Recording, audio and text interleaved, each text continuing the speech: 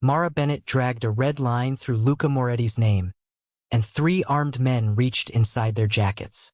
The diner went so quiet that the old refrigerator compressor behind the counter sounded like machinery inside a vault.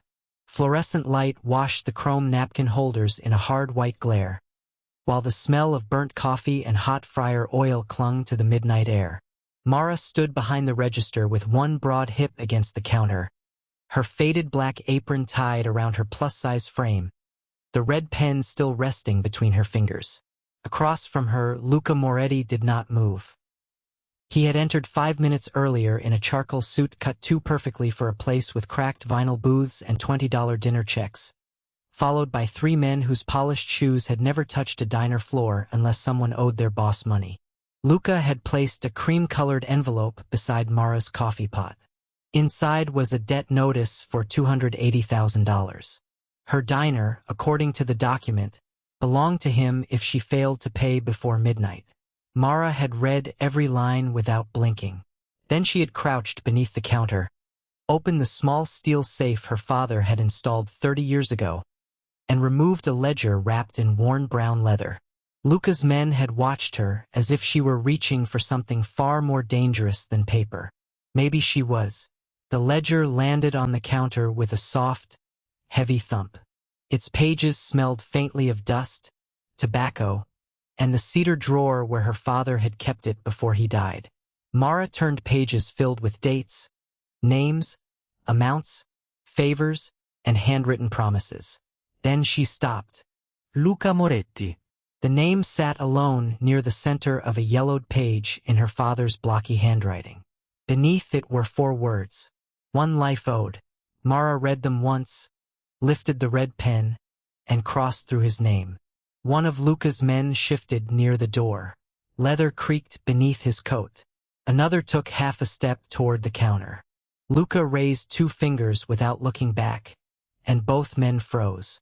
His attention stayed on Mara. Dark eyes moved from the red line to her face, studying the round cheeks, the loose strand of brown hair stuck against her fair temple, the flour dust across one sleeve from the pies she had baked before closing.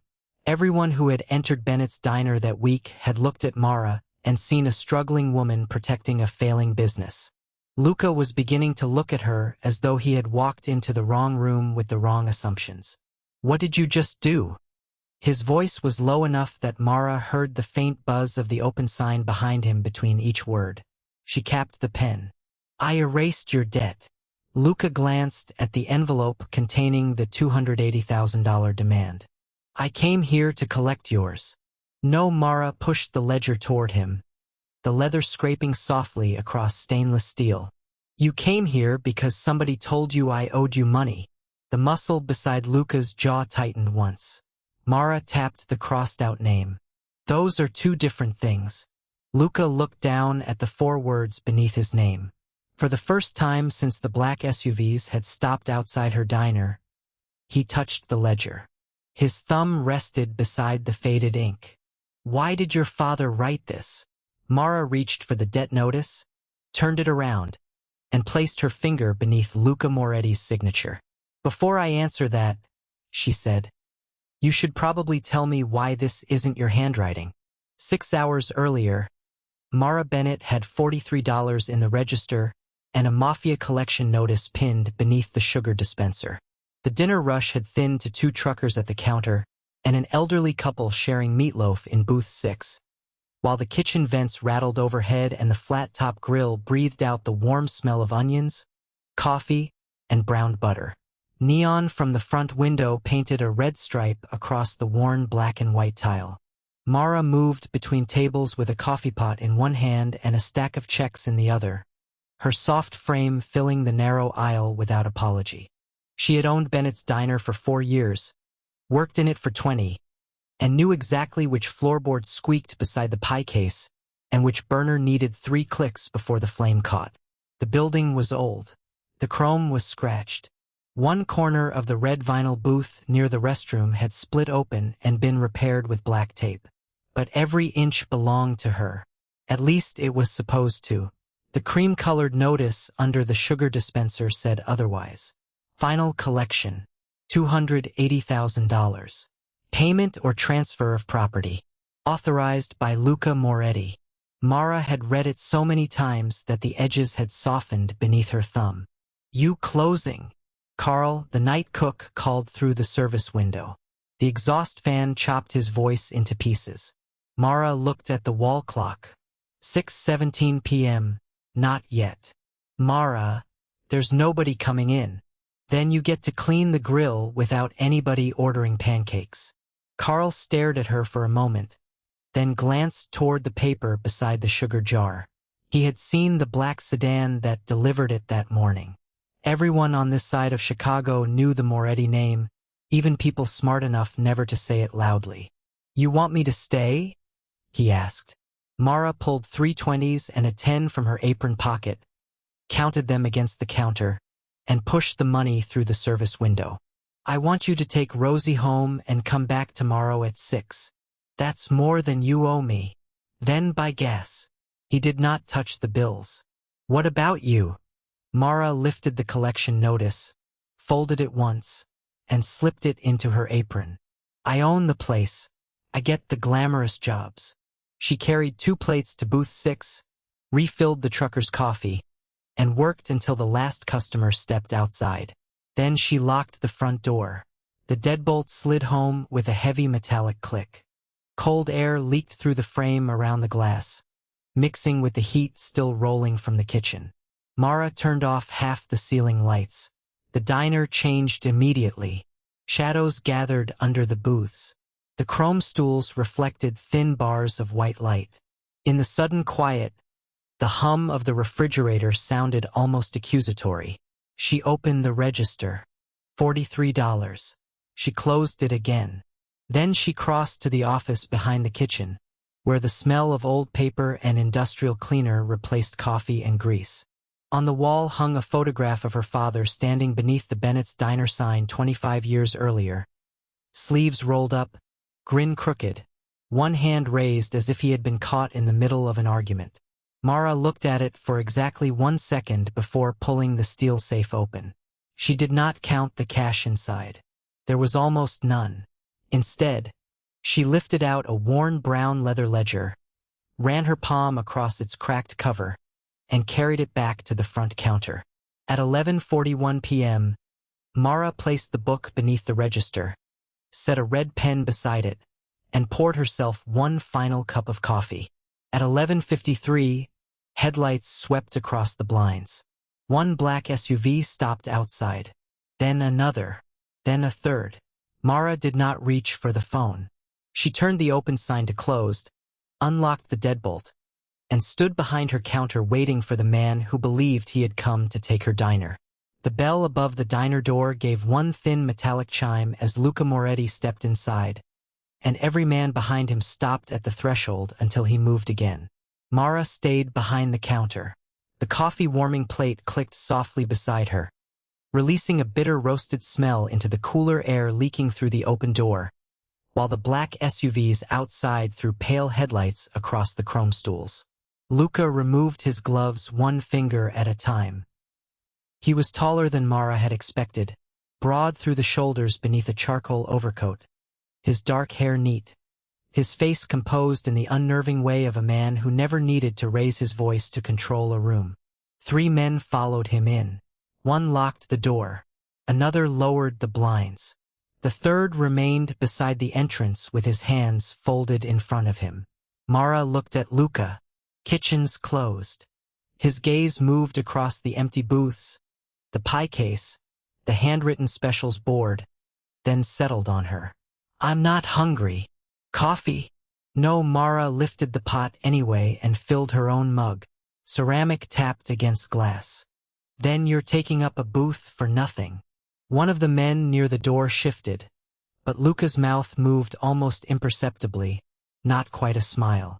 He crossed the diner and sat in the last booth, the one with a clear view of both exits. Sit down, Ms. Bennett. Mara took her mug with her. She did not sit across from him.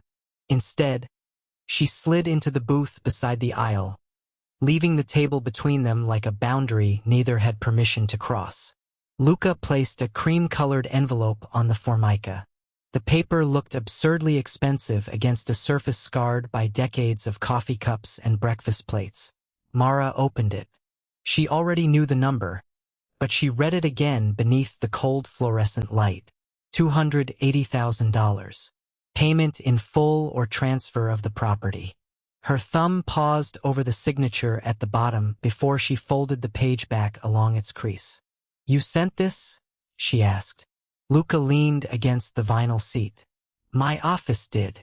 "That isn't what I asked." His eyes sharpened. "The obligation belongs to my organization. That makes it mine." Mara set the letter flat on the table. "I never borrowed from your organization. Your father did. My father has been dead 6 years. Debts survive people." Mara wrapped both hands around her coffee mug. Heat pressed against her palms. Convenient rule. Necessary one. Luca checked the silver watch beneath his cuff. 11:56. "You have 4 minutes." Mara looked toward the front windows where his men's shadows cut across the blinds. "And when the 4 minutes are up, you sign the property over to me. Or—" Luca reached inside his coat. His men did not move, but the air in the diner seemed to tighten around the sound of fabric sliding against fabric. He removed a black fountain pen and placed it beside the transfer papers. "Or you refuse, and tomorrow this place no longer operates under your control." Mara stared at the pen, then at him. "You really walked into my diner expecting me to hand you the keys before midnight." "I walked in expecting you to understand arithmetic." The refrigerator motor kicked on behind the counter with a low mechanical growl. Mara stood. Luca's men straightened. She carried her coffee back to the register, set it down, and reached beneath the counter. "Ms. Bennett." Luca's voice had changed by half a degree. Not louder, harder. Mara pulled out the worn brown ledger and the red pen she had placed beside it earlier. She returned to the booth and set both objects directly on top of his transfer papers. The leather cover landed with a dense thud. "You brought paperwork," she said. "So did I." Luca looked at the ledger. Mara opened it without breaking eye contact. "And before I give you my diner, Mr. Moretti, you're going to watch me settle one debt first." Mara turned the ledger toward herself and ran one thick fingertip down the yellowed page until it stopped beneath Luca Moretti's name. The fluorescent tubes above the booth gave off a faint electric buzz, and somewhere behind the kitchen doors, cooling metal snapped softly as the grill lost its heat. Luca remained seated, one hand resting beside the black fountain pen he had brought for her surrender papers. His 3 men watched from different corners of the diner. Mara ignored them. Beneath Luca's name, her father had written a date from 19 years earlier and 4 words in block capitals. "One life owed." Luca's gaze locked on the handwriting. His jaw shifted once. Where did he get that? Mara uncapped the red pen. "You were 17. The words landed harder than any raised voice could have. One of Luca's men looked toward him, then quickly away. Luca did not move. "My father found you behind this diner after closing," Mara continued. "You had no coat, no phone, and people looking for you. He hid you in the walk-in pantry until morning, drove you out of the neighborhood in his delivery van, and never asked who you were." The leather ledger felt rough beneath Mara's palm. She remembered her father's rule about it. Never use a favor unless there was no other choice. Luca looked around the diner differently now. At the narrow kitchen door, at the faded photograph near the register, at the cracked tile beside the service window. Places that had been ordinary 5 minutes ago had suddenly become pieces of a memory he had never expected to see written down. "Your father knew my name?" Eventually, Mara lowered the pen to the page. Luca's hand moved an inch across the table. "Don't." She looked up. For the first time that night, his command sounded less like an order than a warning against something he did not fully understand. Mara drew the line anyway. Red ink cut straight through Luca Moretti. The scratch of the pen against old paper seemed impossibly loud. One of his men stepped forward. Luca lifted his hand. The man stopped. Mara capped the pen and placed it beside Luca's fountain pen. Red against black. Your debt to my family is paid. Luca stared at the crossed-out name. I never paid it. You came here prepared to take my diner. Mara slid the ledger toward him. If I keep your name in that book now, then every word out of my mouth becomes bargaining. I don't want a favor from you. I want the truth. Luca's eyes rose slowly to hers. And you think crossing out my name gives you leverage? Mara reached for the cream-colored collection notice.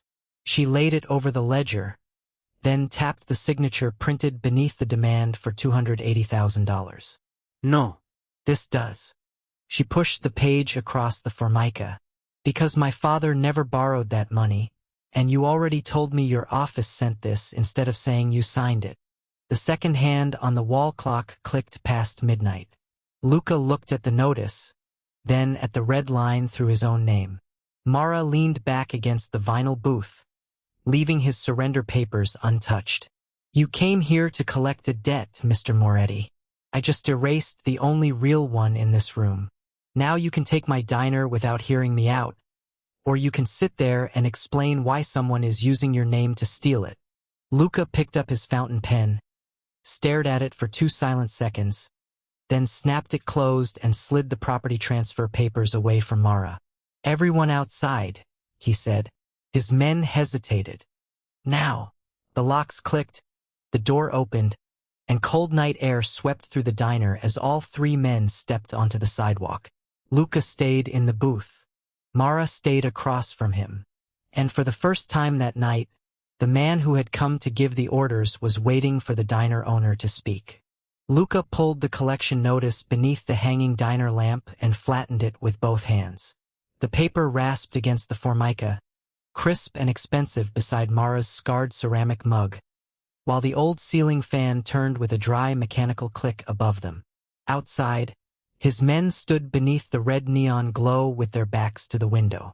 Inside, the diner smelled of stale coffee, cooled grease, and the faint metallic bite of winter air still trapped near the door. Luca studied the signature at the bottom of the page, then reached into his coat and removed a slim black card case. From it, he took a folded receipt and signed his name across the blank back with Mara's red pen.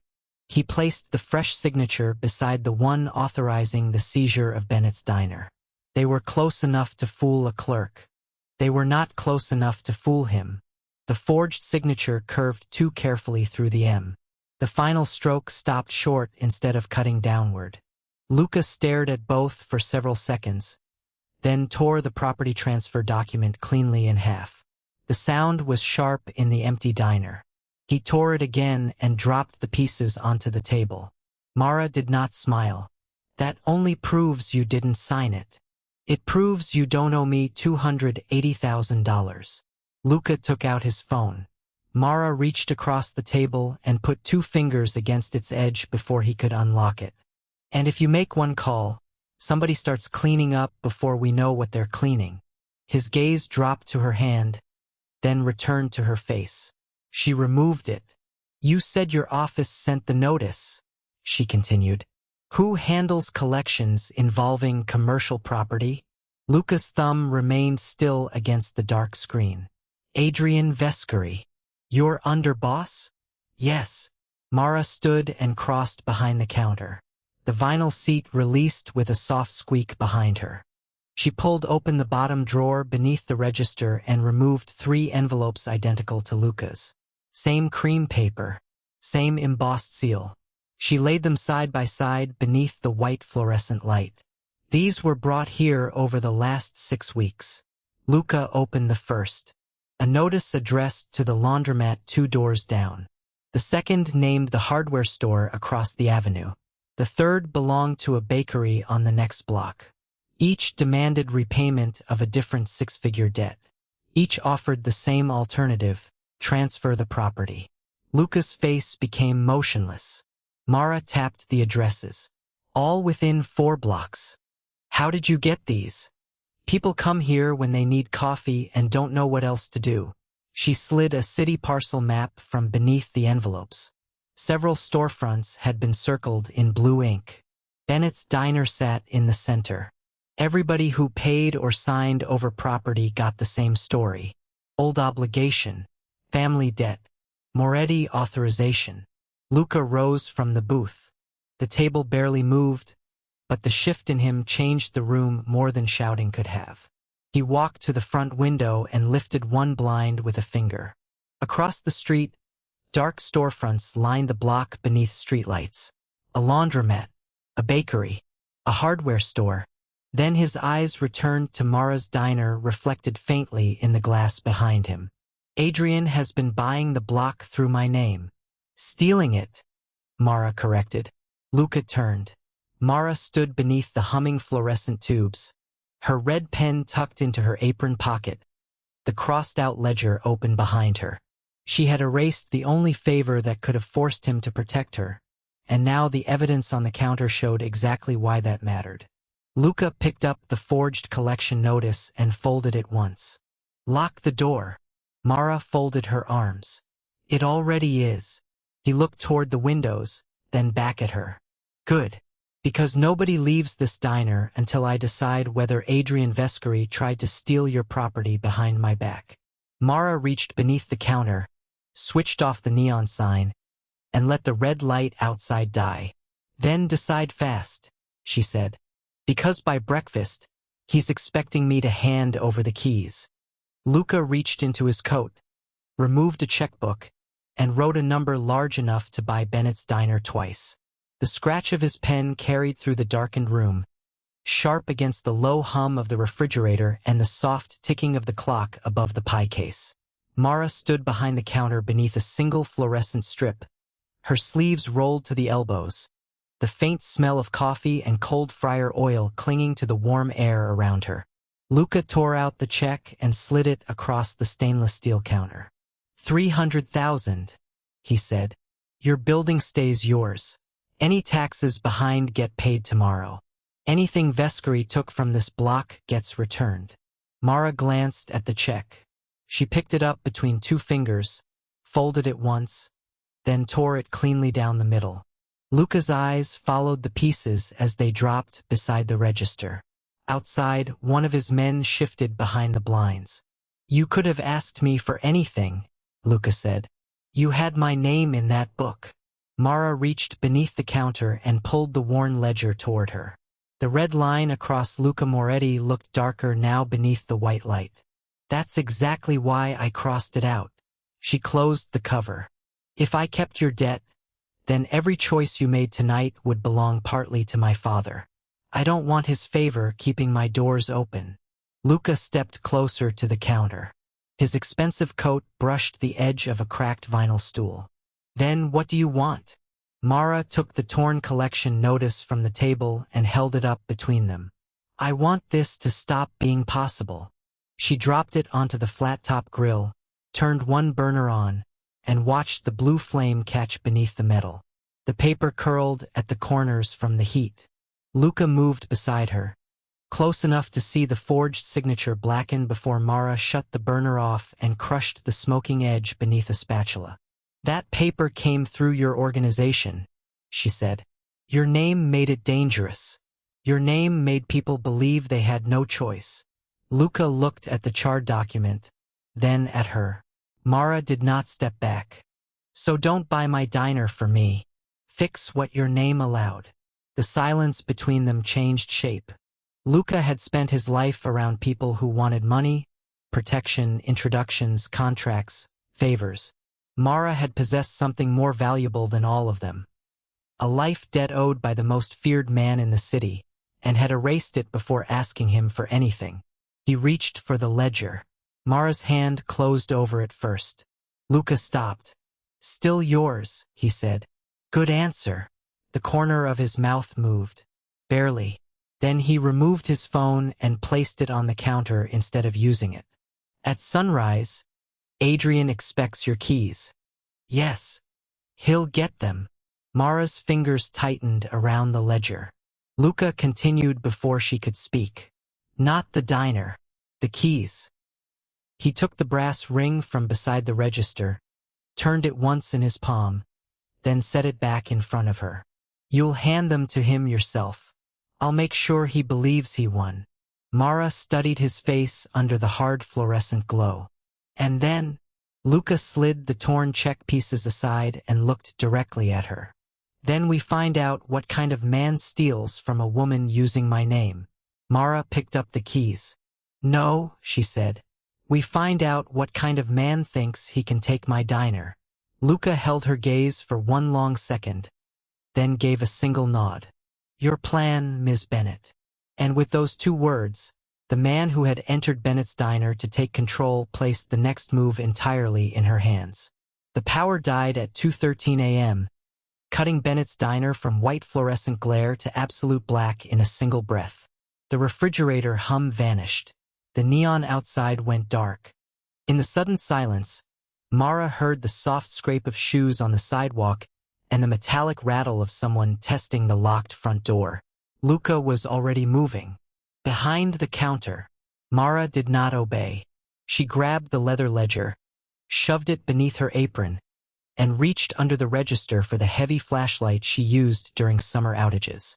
Its beams snapped across chrome stools, red vinyl booths, and Luca's face as he pulled the blinds tight. Cold air pressed through the window seams, carrying the faint smell of exhaust from the street. Another scrape came from the alley door beside the kitchen. They're not here for cash, Mara whispered. Luca looked at the shape of the ledger beneath her apron.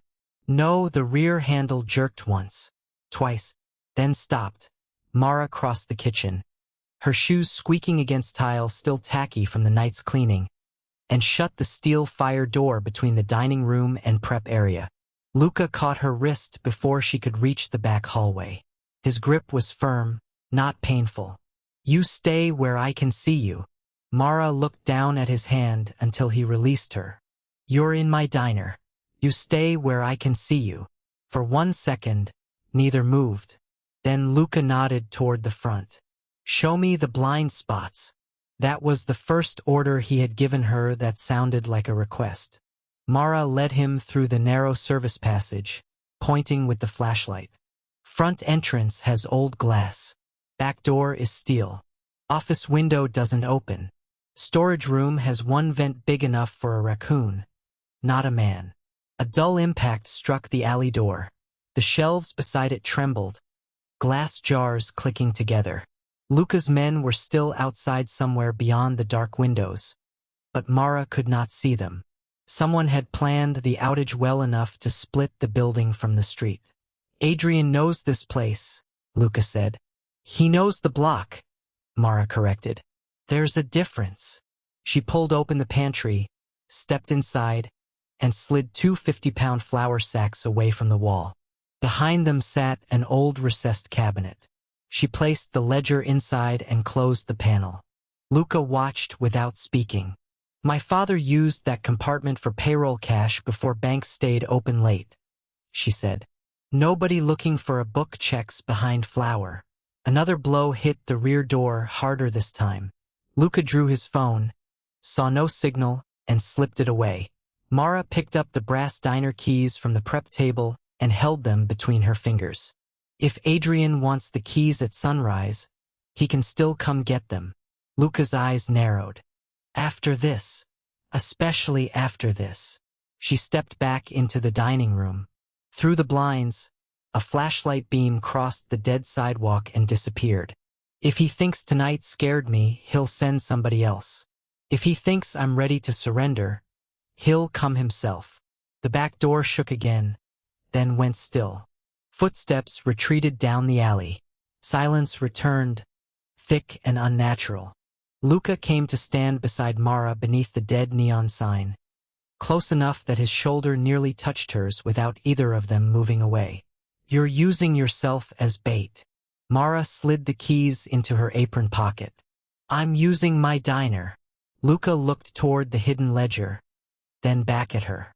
At sunrise, you do nothing without me. Mara switched off the flashlight, leaving only the pale blue streetlight leaking through the blinds. At sunrise, she said. Adrian walks through my front door believing I'm giving him everything he wants. At 6:02 a.m., Mara unlocked Bennett's diner and placed the brass keys in the center of the counter like bait. Dawn seeped through the blinds in thin gray stripes, catching on chrome stools and the glass pie case, while fresh coffee hissed into the carafe and filled the room with a dark, bitter warmth. Luca stood out of sight beyond the kitchen door, his charcoal coat folded over one arm, his men positioned where Mara had told them to wait. No one touched the booths. No one blocked the entrance. From the street, the diner looked exactly like a business owner preparing to surrender. Adrian Vescari arrived 8 minutes later. He came alone through the front door, expensive black shoes striking the tile with quick, confident taps. He was lean, silver-haired, and dressed in a navy suit beneath a camel overcoat, carrying a leather document case as if this were a real estate closing instead of theft. His gaze settled first on Mara's plus-size frame behind the counter, then on the keys. "Smart woman," he said. Eventually, Mara poured coffee into a mug. "You want some?" Adrian smiled without warmth. "I want the keys." "Then come get them." He approached. The smell of his sharp cologne cut through coffee and grilled butter as Mara slid the keys toward him. Adrian reached, but Mara closed her hand over the ring before his fingers touched it. "Paperwork first." His smile disappeared. "You're not negotiating. Neither were you when you forged Luca Moretti's signature." The room became still. Adrian's hand stopped above the counter. Behind the kitchen door, no one moved. Mara watched his eyes instead of his hands. "Careful," he said. "You don't know what you're talking about. I know you expected this diner before breakfast." She tapped the countertop twice. "I know you sent notices to half this block under his name. And I know the second Luca saw your paperwork, he knew it wasn't his signature." Adrian's face tightened around the mouth. He reached inside his document case and pulled out a transfer agreement. "Sign this, Mara. Hand me the ledger, too, and you walk away from this with enough money to start over somewhere else." Mara glanced toward the old photograph of her father near the register, then back at Adrian. "You still don't understand what happened last night." "I understand that you're out of options." Mara opened the brown ledger on the counter. The cracked leather creaked beneath her palm. She turned it until Adrian could see the red line drawn through Luca Moretti. "That was my strongest option." Adrian stared at the crossed-out name. "And I gave it up." Mara pushed the book closer. "So when Luca decided to stay, it wasn't because I owned a favor. It was because you used his name to steal from me." The kitchen door swung open. Luca stepped into the dining room. Adrian's shoulders locked. The low clatter of coffee dripping into glass suddenly sounded enormous. Luca walked to Mara's side, not in front of her. "She's right," he said. Adrian recovered quickly. "Boss, I can explain." "You will." Luca placed one hand on the counter. "But she speaks first." Mara took the brass keys, closed Adrian's transfer agreement around them, and slid both back across the counter. "Here's my offer. You return every property you took under a false debt, or these papers go in front of every Moretti captain by noon." Adrian's eyes flicked toward Luca. "You're letting a diner owner threaten me?" Luca looked at the red line through his name, then at Mara. "No," his voice was quiet. "I'm watching the woman you tried to rob collect what you owe." The bell above the front door chimed again. Adrian turned. 3 senior Moretti captains entered one by one, each carrying copies of the forged notices Mara had gathered. Adrian looked back at her, and this time the keys remained untouched between them. Mara folded her arms. "Sit down, Adrian," she said. "You came to take my diner. Now you're going to explain why you thought my name was easier to erase than his." By noon, every forged debt notice lay in a neat stack beneath the red neon glow of Bennett's diner. The lunch crowd had been kept outside for 1 hour, long enough for Adrian Vescari to sit beneath the humming fluorescent lights with 3 Moretti captains watching him and Luca standing beside Mara's counter. The air smelled of fresh coffee, grilled onions, and printer toner from the documents spread across the formica. Adrian's camel coat hung over the back of a booth now, stripped of the polish he had worn when he entered. He had signed every reversal. The laundromat deed, the bakery transfer, the hardware store lien, Bennett's diner. One by one, Luca's attorney had called the owners and confirmed the properties would be returned without payment. Adrian's position inside the organization ended before the coffee in his untouched mug went cold. Luca did not shout. He simply removed Adrian's authority, his access, and his name from every Moretti business record that mattered. When the last document was signed, Luca slid Bennett's original forged notice across the counter to Mara. "Your choice." Mara looked at the paper that had threatened to take everything she owned. Then she carried it to the kitchen, placed it on the steel prep table, and fed it through the old office shredder she had dragged out beside the register. The machine groaned loudly, chewing $280,000 of manufactured fear into thin white strips. Outside, the front door opened. Carl stepped inside first, followed by the bakery owner, the laundromat couple, the hardware store brothers, and half a dozen regular customers who had seen the black SUVs parked along the curb. The diner filled slowly with the clink of coffee cups, winter coats brushing vinyl, and voices dropping to whispers when Luca Moretti turned toward the room. Mara stayed behind the counter. Luca did not call her forward. He stepped back until they stood side by side. "Everyone here who received a false collection under my name gets their property back," he said. "No fees. No conditions." His voice carried easily over the low refrigerator hum. "And Bennett's Diner is outside every Moretti collection route from this day forward." Mara glanced at him. "Not protected?" she asked. The room went quiet. Luca understood the distinction. Protection could become another kind of ownership. "Not protected," he corrected. "Untouched." Mara nodded once. That was enough. Later, after the crowd thinned and the afternoon light turned gold across the scratched chrome counter, Luca sat in the same booth where he had placed the transfer papers hours earlier. Mara brought 2 coffees and set one in front of him. The leather ledger rested between them. Luca touched its cover with one finger. "You could put my name back." Mara opened the book to the page marked by her father's handwriting. The red line remained across Luca Moretti, permanent and clean. "No, even after all this?" Mara closed the ledger. "Especially after all this." Luca leaned back, studying her with that same dark, unreadable gaze he had carried through the door the night before, but he did not look like a man measuring what he could take anymore. "Then what am I to you?" Mara slid his coffee closer. "A man who knows where the good booth is." Luca looked down at the cup, then toward the empty seat across from him. "And if I come back tomorrow? Bring cash. Breakfast isn't free." A quiet laugh escaped him, brief and unfamiliar enough that Mara looked up. He reached for the sugar jar instead of her ledger. Outside, the Moretti SUVs pulled away one by one, leaving the diner windows clear for the first time since midnight. Mara switched the red neon sign back to open. Luca remained in the booth, not above her, not owed to her, not owning anything she had refused to surrender. She had crossed his name out because she would not live beneath anyone's debt. And by the time the diner filled again, the most powerful man in the room was sitting exactly where she allowed him to be. Beside her, not over her.